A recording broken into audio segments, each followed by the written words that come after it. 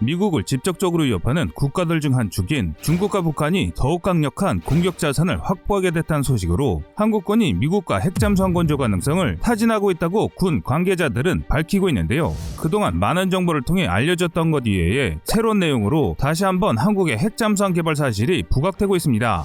전문가들은 다른 나라와 협력해 핵잠수함을 개발할 경우 한미 원자력 협정에 접촉되지 않다고 주장합니다. 2017년에 개정된 이 협정은 미국에서 제공한 원자력 기술을 사용할 때 평화적인 목적으로만 사용할 수 있도록 하고 있는데, 즉 다른 나라 기술을 사용하면 이 협정이 영향을 받지 않는다는 것은 이미 수차례 여러 언론 매체를 통해 알려진 사실입니다.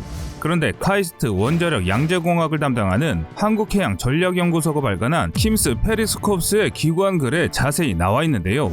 이 글에 따르면 우리가 미국에서 출발한 기술로 볼 수 없는 독자적인 기술을 사용하거나 미국으로부터 자유로운 타국과 협력해 핵잠수함을 개발할 경우에는 한미 원자력 협정에 영향을 받지 않는다라고 나와 있습니다. 즉 한국은 미국과 상관없이 핵잠수함을 건조할 수 있다는 것을 다시 한번 확인시켜준 것인데요.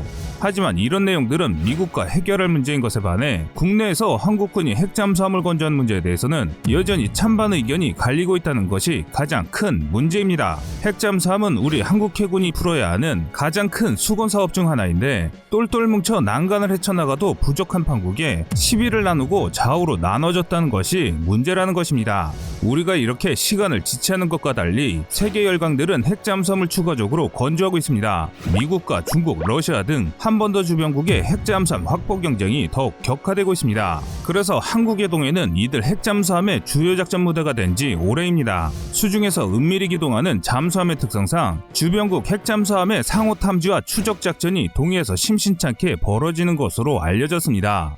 여기에다 북한이 핵잠수함 건조 계획을 공개적으로 밝혔고 한국군도 전략상 필요성이 크다면서 군 안팎으로 의견 결집에 나설 태세입니다. 지정학적 여건 등으로 한반도 주변 바닷속이 강대국 핵잠수함의 무대가 된 셈입니다. 군 관계자의 말에 따르면 동해에서 핵잠수함 등 주변국의 잠수함 작전이 활발하게 벌어지고 있다면서 최근 북한의 잠수함 전력 증강 움직임 등과 맞물려 미국과 러시아 잠수함이 빈번하게 활동한다고 전했는데요.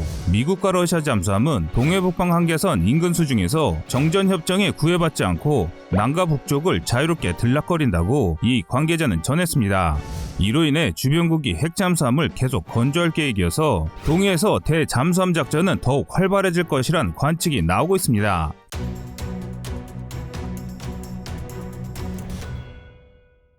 그동안 핵이라고 하는 무기체계는 공군이 독점하고 있었습니다. 그런데 이렇게 강력한 핵 주도권을 해군이 뺏어오는데 결정적인 역할을 한 물건이 SLBM입니다. 특히 미 합중국 공군은 전략공군사령부를 창설하는 등 최첨단 군대라는 이미지와 함께 핵을 거의 독점하며 해군을 구시대 군대인 것처럼 언풀해 해체 직전에 가까운 상태까지 몰아넣는 데 성공했으나 SLBM의 등장으로 해군에게서 핵 주도권까지 빼앗겨 전략공군사령부가 해체되고 모든 해공군의 핵병기를 통제하는 국직부대인 전략사령부가 창설되기도 했습니다. 심지어 영국은 냉전 종식 후 모든 항공투발 핵병기는 폐기하면서도 전략원장과 SLBM만은 유지하기로 결정하고 아예 핵투발 수단을 해군이 독점하는 기현상을 연출하기도 했습니다.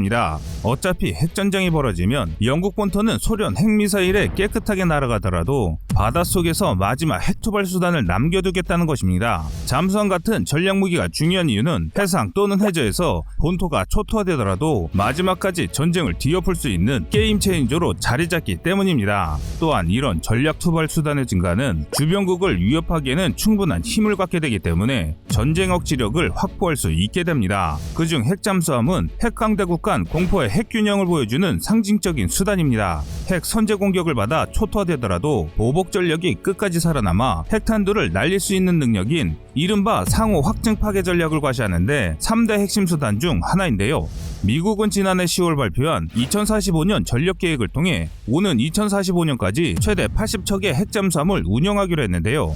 이 가운데 19척의 버지니아급 8,000톤급 공격 핵잠수함 SSN을 매년 한 척씩 건조해 56척을 확보할 계획이라고 밝혔습니다. SSN은 2,500km 밖에서도 정밀 타격이 가능한 토마호크 순항미사일 12발을 탑재하는데요. 또한 21,000톤급의 컬럼비아급 전략 핵잠수함 SSBN도 2031년까지 12척을 확보할 예정입니다. 이 잠수함은 현재 운용 중인 14척의 오하이오급 9,000톤급 SSBN을 대체하는 신형 잠수함입니다.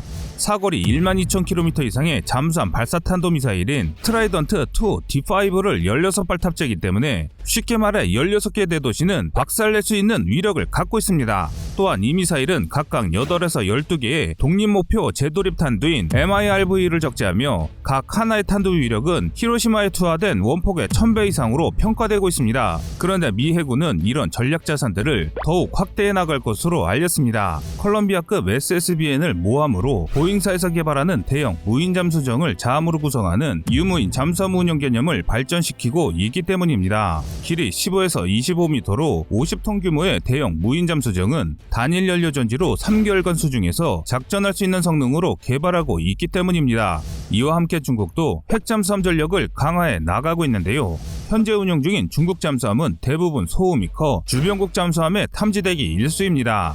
2018년 외신 보도에 의하면 093A형 핵잠수함이 일본과 중국의 영유권 분쟁 지역인 센카쿠 열도 인근 해역에서 일본 해상자위대에 발각돼 이틀간 쫓겨다닌 끝에 공해에서 자신들의 국기인 오송홍기를 돛대에 매단 채 수면 위로 떠올랐다는 기사가 보도되었을 만큼 과거에 만든 중국 잠수함의 성능은 떨어졌습니다. 또한 최신형 SSBN인 12,000톤급의 094형도 소음이 커 상대에게 발각되기 쉽다는 치명적인 약점이 존재했습니다. 그래서 중국은 소음을 줄인 7,900톤급의 095형 SSN 8척을 확보할 계획을 발표했습니다. 아울러 19,000톤급의 SSBN 096형도 건조 중인데요. 스텔스 능력을 극대화하는 잠수함으로 24발의 SLBM G령3를 탑재하는데 이 SLBM 사거리는 12,000km에 달하는 것으로 알려져 있습니다. 중국의 핵잠수함은 1세대 091형 한급, 092형 하급에 이어 2세대 093형 상급, 094형 진급, 차세대 095형 숙급, 096형 단급으로 발전한 상태이기 때문에 현재 전력 이상으로 증강할 계획을 갖고 있습니다. 한편 094형 SSBN은 2007년부터 4척을 운영 중인데 앞으로 094형 개량형 2척과 096형 6척을 추가 건조해 총 12척의 SSBN을 확보한다는 계획을 갖고 있습니다. 중국의 최대 핵잠수함 건조 지역인 랴오닝성의 핵잠수함 건조 시설은 096형 등 6척을 동시에 건조할 수 있는 규모로 알려졌기 때문에 중국이 스텔스 잠수함의 핵심 기술을 확보했다면 우리 한국에게는 다시 한번 위협적인 국가로 재각인될 수밖에 없습니다. 반면 러시아는 북해와 태평양 함대에 핵잠수함을 우선 배치하는 추세입니다. 고레이급 24,000톤급 SSBN 8척을 운영할 계획인데요. 지난해 6월 네 번째로 SSBN 블라디미르 대공함을 실전 배치했습니다. 고레이급은 사거리 1만 km에 MIRV를 10발까지 장착하는 블라바 SLBM을 16에서 20발 탑재합니다. 차세대 라이카급 11,000톤급 SSBN도 건조하고 있습니다. 최신형 야센급 14,000톤급 SSN은 3척이 진수되고 있고 6척을 추가 건조할 계획으로 알려져 있으며 이 잠수함은 마 2.5 속도의 사거리 300km인 SSN-26 초음속 대한미사일을 탑재했습니다. 한편 또 다른 옆나라인 일본은 어떠할까요?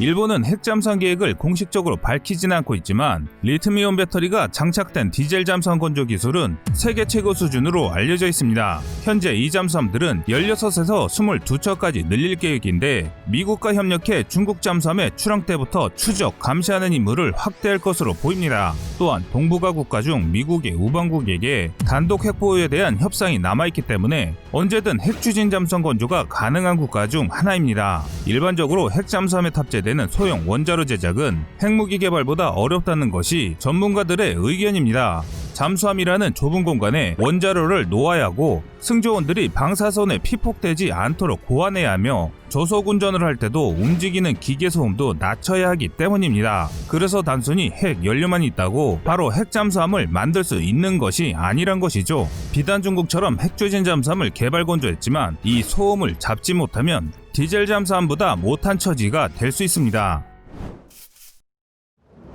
북한은 지난 12일 폐막한 노동당 8차 대회에서 새로운 핵잠수함 설계 연구가 끝나 최종 심사 단계에 있다라고 주장했으나 소형 원자로까지 설계 연구에 포함했는지는 알 수 없는데요. 해군 관계자는 북한의 디젤 잠수함은 소음과 선체 진동, 소나 탐색 능력, 전투체계 등에서 우리 잠수함과 비교할 수 없게 낙후됐다면서 북한이 핵잠수함을 만든다면 소음은 현재 디젤 잠수함보다 클 수밖에 없을 것이라고 전했습니다. 북한은 현재 건조 중인 것으로 확인된 3,000톤급을 비롯해 4에서 5,000톤급 잠수함을 개발하는 것으로 군 당국은 추정하고 있습니다. 4에서 5,000톤급 잠수함을 핵추진 체계로 개발할 가능성이 제기되기 때문에 이들 잠수함에 탑재할 SLBM으로 북극성 1, 북극성 3, 북극성 4, 시옷, 여기서 시옷은 수중 무기를 의미하는데 이어 북극성 5, 시옷까지 개발한 것으로 알려져 있습니다. 노동당 8차 대회를 기념해 열린 열병식에서 공개한 신형 북극성 5, 시옷은 탄두부가 다탄두 형태로 커졌고 직경도 북극성 4, 시옷보다 굵어진 것으로 분석됐습니다.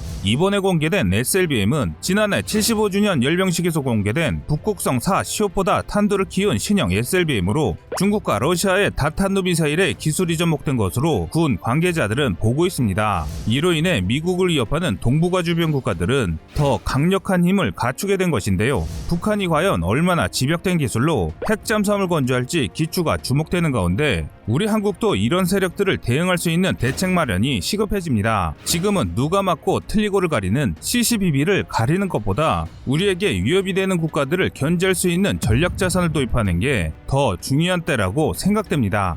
이상 꺼리투브였습니다.